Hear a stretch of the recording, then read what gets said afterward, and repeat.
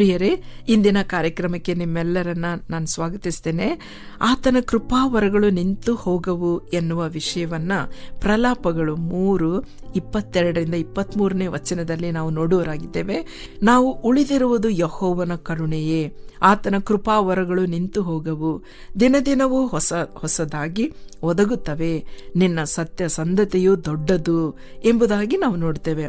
ಪ್ರಿಯರೇ, ಈ ಮಾತನ್ನು ಯೆರೆಮೀಯನು ನುಡಿಯುವಾಗ ಅನೇಕ ವೈರಿಗಳು ಇಸ್ರಾಯೇಲ್ ದೇಶದ ಮೇಲೆ ಯುದ್ಧ ನಡೆಸಿತು.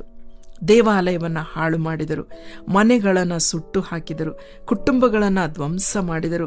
ಮಕ್ಕಳು, ವೃದ್ಧರು ಹಸಿವೆ ನೀರಡಿಕೆಯಿಂದ ಬಳಲುತ್ತಾ ಸಾವಿಗೆ ಎದುರು ನೋಡುವಂಥ ಗಳಿಗೆಯಲ್ಲಿ ಪ್ರವಾದಿಯಾದ ಯೆರೆಮೀಯನು ದೇವರ ಮೇಲಣ ಇಟ್ಟಿರುವ ನಂಬಿಕೆಯನ್ನು ಕಳೆದುಕೊಳ್ಳದೆ ನಿರೀಕ್ಷೆಯಿಂದ ಈ ಮಾತುಗಳನ್ನು ನುಡಿದಿದ್ದಾನೆ. ನಾವು ಉಳಿದಿರುವುದು ಯೆಹೋವನ ಕರುಣೆಯೇ. ಕೆಲವು ವರ್ಷಗಳ ಹಿಂದೆ ನಾವು ಕೊರೋನಾ ಒಂದು ಆಕ್ರಮಣದಿಂದ ಅನೇಕರು ಈ ಪ್ರಪಂಚವನ್ನು ಬಿಟ್ಟು ಹೋದರು. ಆಗ ನಾವು ಹಿಂತಿರುಗಿ ನೋಡುವಾಗ ಎಡಕ್ಕೂ ಬಲಕ್ಕೂ ಅನೇಕ ಸತ್ತು ಹೋಗಿರುವಂಥ ವ್ಯಕ್ತಿಗಳನ್ನು ನೋಡುವಾಗ ನಾವು ಉಳಿದಿರುವುದು ಕೃಪಾವರ ಎಂಬುದಾಗಿ ನಾವು ನೋಡಬಹುದು, ಆತನ ಕರುಣೆ ಎಂಬುದಾಗಿ ನಾವು ನೋಡಬಹುದು.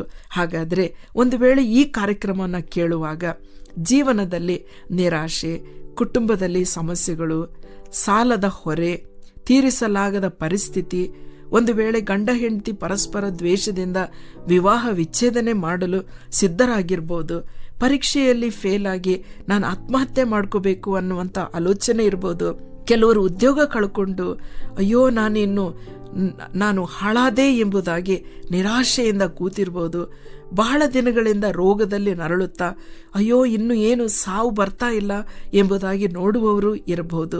ಪ್ರಿಯರೇ, ಯೆರೆಮೀಯನು ದೇವರಲ್ಲಿರುವ ನಂಬಿಕೆ ಮಾತ್ರ ಆತನು ಕಳೆದುಕೊಳ್ಳಲಿಲ್ಲ. ದೇಶವೆಲ್ಲ ನಾಶವಾಯಿತು, ಎಲ್ಲವೂ ಸುಟ್ಟು ಹೋಯಿತು, ಆದರೆ ನಾವು ಆತನಲ್ಲಿರುವಂಥ ನಿರೀಕ್ಷೆಯನ್ನು ನಾವು ಇಡೋಣ. ಆತನ ದೇವರ ಕರುಣೆ, ಕೃಪಾವರಗಳು ನಿಂತು ಹೋಗವು ಎಂಬುದಾಗಿ ಹೇಳುವಾಗ ದಿನದಿನವೂ ಹೊಸದಾಗುತ್ತವೆ ಎಂದು ನಂಬೋಣ. ಈ ನಿರೀಕ್ಷೆಯಿಂದ ಎದ್ದು ನಾವು ಆಶಾಭಂಗ ಪಡದೆ, ಕೆಲವರು ಅಪರಾಧ ಮಾಡಿ ಮನಸ್ಸಿನಲ್ಲಿ ಸಮಾಧಾನ ಕಳೆದುಕೊಂಡು ಮನಸ್ಸಾಕ್ಷಿ ಚುಚ್ಚುತ್ತಿರಬಹುದು, ಅಯ್ಯೋ ನಾನು ಇದು ತಪ್ಪು ಮಾಡಿದ್ದೇನೆ ಎಂಬುದಾಗಿ. ಆದ ಕಾರಣ ಪ್ರಿಯರೇ, ಒಬ್ಬ ತಂದೆ ಚಿಕ್ಕ ವಯಸ್ಸಿನಲ್ಲಿ ಅವನೇನು ಮಾಡಿದ್ನಂದರೆ ತನ್ನ ಪ್ರೀತಿಸುವ ಹುಡುಗಿಗೆ ಮೋಸ ಮಾಡಿ ಆಕೆ ಪ್ರೆಗ್ನೆಂಟ್ ಆದಾಗ ಆಕೆಯನ್ನು ಬಿಟ್ಟು ಅವನೇನು ಮಾಡ್ತಾನೆ, ಬೇರೆ ದೇಶಕ್ಕೆ ಹೋಗಿಬಿಡ್ತಾನೆ. ಅಲ್ಲಿ ಮದುವೆ ಆಗಿ ಬೇರೆಯವ್ರ ಜೊತೆಯಲ್ಲಿ ಅವನ ಜೀವನ ಮಾಡುವಾಗ ಆ ತಂದೆ ನನ್ನೊಟ್ಟಿಗೆ ಹೇಳಿದ ಸಾಕ್ಷಿ ಏನಂದರೆ, ಅಯ್ಯೋ ನಾನು ತಪ್ಪು ಮಾಡಿದ್ದೇನೆ, ನಾನು ಪ್ರತಿದಿನ ನಾನು ನಿದ್ದೆ ಮಾಡಲಿಲ್ಲ. ಆತನು 2ನೇ ಹೆಂಡತಿಯನ್ನು ಮಾಡಿಕೊಂಡಾಗ ಆಕೆ 2 ವರ್ಷ ಚೆನ್ನಾಗಿದ್ದು ಆಕೆ ಬಿದ್ದು ಸ್ಪೈನಲ್ ಕಾರ್ಡ್ ಎಲ್ಲ ಮುರಿದು ಬೆಡ್ ರಿಡನ್ ಆಗಿ ಆಕೆ 13 ವರ್ಷ ಆಕೆ ಬೆಡ್ಡಲ್ಲೇ ಇದ್ದು ತೀರಿ ಹೋದಳು.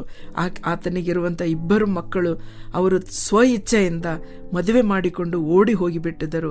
ಈ ತಂದೆಯನ್ನು ನಾನು ಭೇಟಿಯಾದಾಗ ಆತನು ತುಂಬ ದುಃಖದಿಂದ ತಾನು ಮಾಡಿದ ಒಂದು ಅಪರಾಧಕ್ಕೆ ನಾನು ಈ ಪರಿಸ್ಥಿತಿಯಲ್ಲಿ ಬಂದಿದ್ದೇನೆ ಅನ್ನುವಾಗ, ಪ್ರಿಯರೇ, ಒಂದು ವೇಳೆ ಈ ಕಾರ್ಯಕ್ರಮವನ್ನು ಕೇಳುವವರು ಯಾರಾದರೂ ನಿರಾಶೆಯಿಂದ ಕೂತಿದ್ದಾರೆ, ದೇವರ ಕೃಪೆ ಕರುಣೆಗಳು ನಿಂತು ಹೋಗುವು, ಅವು ದಿನದಿನವೂ ಹೊಸದಾಗುವು ಎಂಬುವಂತೆ ಆ ತಂದೆ ಅದೇ ದಿನ ಪಶ್ಚಾತ್ತಾಪಪಟ್ಟು ಒಂದು ಹೊಸ ಜೀವನವನ್ನು ಆರಂಭಿಸಿದಂತೆ ನಾವು ಕೂಡ ಈ ದಿವಸ ದೇವರ ಸನ್ನಿಧಿಯಲ್ಲಿ ಹೊಸ ಜೀವನವನ್ನು ಆರಂಭಿಸೋಣ.